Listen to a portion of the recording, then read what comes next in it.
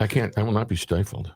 Fratelloni's Hardware and Garden Stores brings you Garage Logic Podcast, number 1243, Feb 12, 2024. 59 degrees was the record high on this day. That was in 1990. And it was 30 below on this day in 1875. Hail the flashlight king.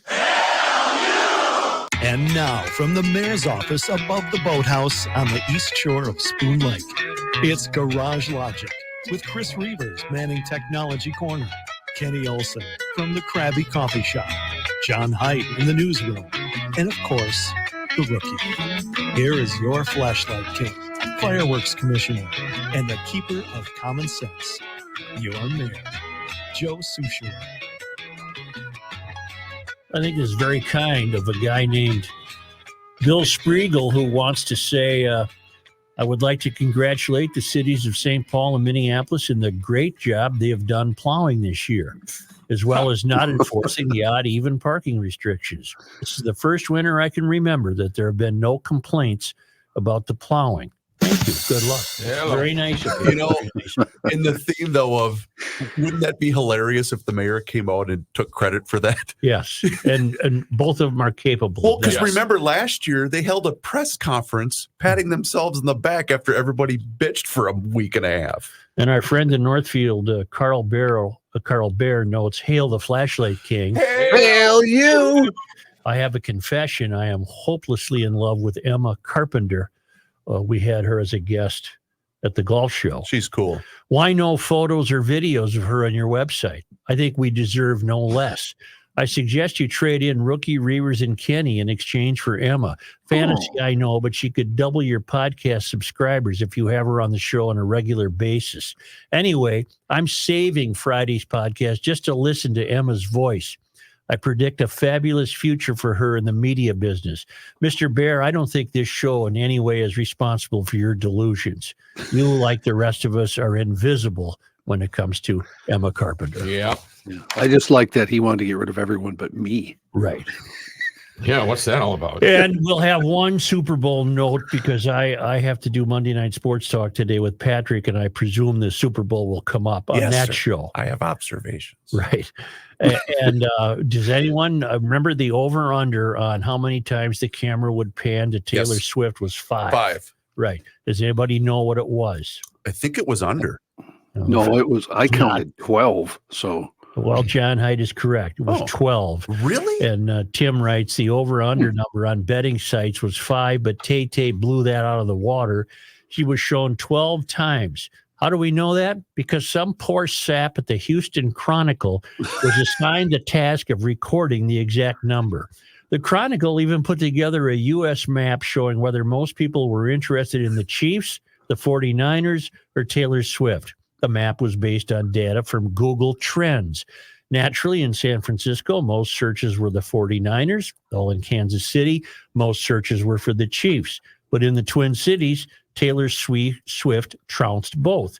14% search for the 49ers, 33% search for the Chiefs, and 53% in the Twin Cities search for Taylor Swift. Wow. Go ahead, John. I was just going to say, I figured I even missed some. I would yell out 5, 6 whenever she came on, but I thought I probably missed a few. How was the game received in your house, Joe? Yeah. How did it go? It was quite a few of the gals had number 87 jerseys on. Oh. And if they had any class, they would burn those in a public bonfire because I'd fire that sorry ass today. I agree with you. Damn near Jesus. killed a 65-year-old coach. Jesus. No, he's a word I can't say during the podcast. Kenny. Nimrod. You fall into the same old trap, don't you? Mm-hmm. But I think it's, for me. Do you know anything about sports, No. football, playing the game, testosterone? Nothing. Kenny, I hate to agree with Joe, but Why do you hate to? I Well, hate I'm the mayor. that's not our job here. Flashlight king, for Yeah. God's sake. But Kenny, for me, it was the complete lack of respect for authority. It was That's just why it bothered pathetic, me. Kenny. It was just It's been a while since you've played the game, isn't it, Chris? You play that genteel baseball. what did they That's true. shave his Where- head where you into have to some be- you have- half-ass flat top when he was you in have high to be, school and he got into a game once in the final minute. Now he's a football No. expert. I've seen Kenny's senior year photo of football. Frightening. It's No, frightening. that's the coolest photo ever. Kenny, Kenny's a played, first ballot Hall of Famer. I played left out. What the point I'm trying to make is that haven't you ever been in that put me in coach environment? I can make a difference. Put me in. What are you doing? I want to play. I was always. You would think you would get promoted and a raise for that, player of the bleeping game for that. It's only come up with me in golf, and all I said was, "Could you please get me back in for this match?" Well, your posh lifestyle. Yeah. Hey, do you know that the Hamas headquarters in Gaza are under the UN headquarters? Saw that. Yeah. No. And Jordy alerts me to a quote from Barry Goldwater, which means it had to be from the early 60s. Okay. The time has come, and I've been saying this lately. I didn't know Barry and I were on the same wavelength. Right. The time has come to recognize the United Nations for the anti-American, anti-freedom organization that it has become. The time has come for us to cut off all financial help, withdraw as a member, and ask the UN to find headquarters location outside the U.S. Barry Goldwater. Here. Okay. Why are they here, and why are we paying them? They don't like us. The world doesn't like us. I know. Now, I have found a story that I find the most interesting of the last, what's 3 times 24? 72? 72. Yeah. Of the last 72 hours. 3 days. About 3:30 in the afternoon Friday, there was an attempted, it was either an attempted robbery or an attempted carjacking. I'm going with carjacking on Golden Valley Road and, where was it? Golden Valley Road. And it was just in the 2700 block of Golden Valley Road in North Minneapolis, and gunfire was exchanged. There was a fellow in a Mercedes. He had a 2-year-old. He was approached by 2 young people with guns. Okay. Gunfire was exchanged. All right. One of the would-be carjackers died. The other was found in the alley, I believe, injured. The driver also was injured. He drove himself to North Memorial along with the 2-year-old who was not injured and got help. We're not getting a lot of details about this story. I didn't even see it until I believe today there might have been a brief mention in the Star Tribune. And I'm just wondering if this so violates the agenda of the mystery that the news gatherers aren't capable of getting to the bottom of this. Because if this is a story where the guy attempting to be jacked pulled out his own gun and said, bleep you, this ain't happening. This guy ought to become mayor. This guy should be celebrated. And we're not hearing that. Now, I don't know if that's the way it happened. Okay. But there's certainly been no rush to go arrest this guy. And I have heard the term self-defense used by O'Hara in this story, but we don't have all the details yet. We should. It's not that complicated of a story. But it sounds to me like 2 punks tried to steal this Mercedes, and the owner was having none of it. Right. Don't know. That's all I know.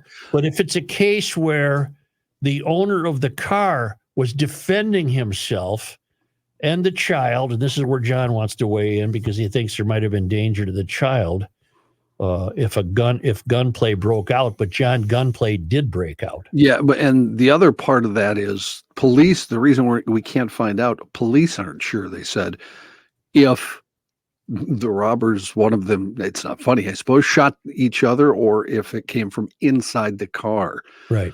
So they're not releasing any information because they say the police at this point are saying they just don't know.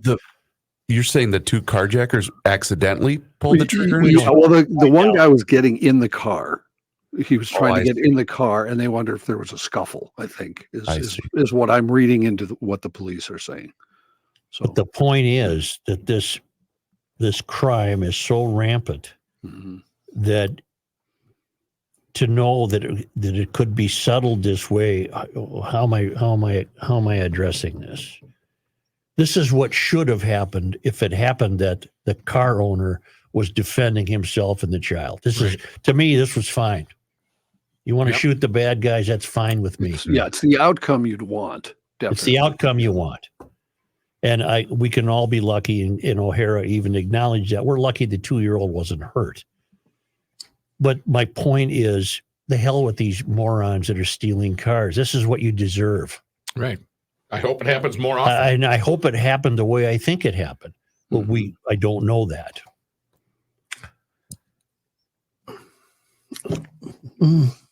Okay. It would behoove you if you have a permit to carry, to not shoot somebody who's not threatening you. If you don't we see understand a gun, that. It sounds like the driver is being threatened. If you don't see a weapon, don't shoot them. Sounds to me like the way this might play out is that a weapon was facing the driver of this car. Yeah. And the driver happened to have his own. I don't disagree with anything you said, Joe. I just want to urge caution. That's all I'm doing, is urging caution. Are you trying sorry, Kenny. Go ahead, Chris. I was just going to say, Joe, are you trying to say that you'll be surprised either way what Mary decides to do? Is that what you're trying to get at here? No, I haven't even brought Mary into it. Oh. What I'm suggesting is that of all the carjacking stories, many of which unfortunately are just pedestrian in nature, this strikes me as the most interesting, if that's the word, carjacking story in Minneapolis. And I want to know everything, including if the guy's a hero. Yeah. What Mary's going to do will rely heavily on the investigation process of this, Well, but you're right, Chris. I could see her pressing charges. 100%. Yep. Yeah.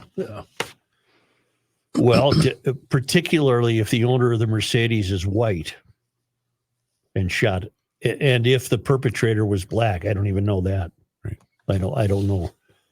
I think I have a story in which the perpetrator anybody that's paying attention can draw that conclusion. This is from a KSTP's own site. It happened at Golden Valley Road and Russell Avenue North.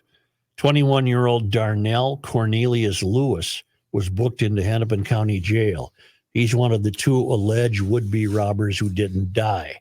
The man behind the wheel of the Mercedes was also shot and drove himself to North Memorial, but there's no word on his status. As of Friday evening, investigators were still trying to figure out who fired the bullet that struck the deceased. O'Hara said it's possible the man driving the Mercedes had a gun and fired back in self-defense. So far, police have recovered 2 guns believed to belong to the robbers. The deceased robber is 27-year-old Marlo Randy Phillips, died of multiple gunshot wounds. Right. With Or 3 maybe it was a individuals involved in shooting handguns so closely by this vehicle, it's absolutely a blessing that a 2-year-old child in the vehicle was not struck and was not injured at all, O'Hara said. All right. Yes, Kenny. So they're assuming there were 3 guns involved, right? But it's not proven. Right. They recovered 2, and those 2 were believed to belong to the 2 criminals. The 2 would-be criminals. Well, one would assume that the police would show up at North Memorial and check the guy's car out. I'm sure they have, Get a search warrant for the vehicle. But as I said, it doesn't appear that there's any hurry to arrest the driver of the Mercedes. Mm-hmm. Good. And it's just the kind of, if in fact it plays out this way, the driver of the Mercedes was threatened, had a gun pointed at him, and retaliated with his own gun, that's going to be a tough story for this kind of town to take, because this town is seeped in Mysterians. Which is just so unfortunate, because this is the kind of message we need to send to the criminals. That's why I brought this up. That's why this is important. They need to know that, this might be the last job you pull off. Right. You're going to get one between the eyes, pal. Yep. And again, that's the kind of story that our local news gatherers are going to really wrestle with, because it goes against the grain of the narrative which is that these perpetrators are merely victims and of an oppressed people and should be cut every slack that we can possibly give them, thus the election of Mary Moriality. And when the truth is, B as in B, S as in S. They're two bad guys intent on criminal activity. They're threatening me with a gun. They die. Yep. And that's going to be that's unheard of with these prematurely gray-haired 42-year-olds that vote for these people. They can't handle that. In most cases, they try to pick victims that they know won't resist. You know, Yep. maybe they saw this guy's 2-year-old and Yep. thought, easy mark. Exactly. And shouldn't that change the mindset of anybody that has an opinion on this story? There's a freaking 2-year-old in the car. And again, that's why I wish this story was getting more attention. It's not. The 3 local television stations have covered it. Absolutely. There hasn't been a word in the Pioneer Press and just a scant word in the Star Tribune. Is that because of the time in which it occurred? No, it late in the happened. day? It happened That's what I'm saying. easily enough to accommodate deadlines, if that's what you mean. No, 3:30 in the afternoon. I'm meaning for publication purposes because Saturday papers are No, Are we 3:30 in the surprised? afternoon. It happened. on Fridays. Yeah, Is this That's shocking? plenty of time to get in the Saturday paper. Now, if it was in the Saturday paper, I apologize. I don't recall seeing it. That shouldn't be shocking to us in any way at all. Well, I don't want to misrepresent that. If it was covered, then I missed it. But maybe I missed it because it was covered so briefly. I want it on the front page. Absolutely. This could revolutionize criminal behavior in the Twin Cities. Well, you think These- a lot of thugs are reading the newspaper? Well, they might hear about it. Look, we've got climate stories and Trump stories that we need to put on the front page. I want to get to one.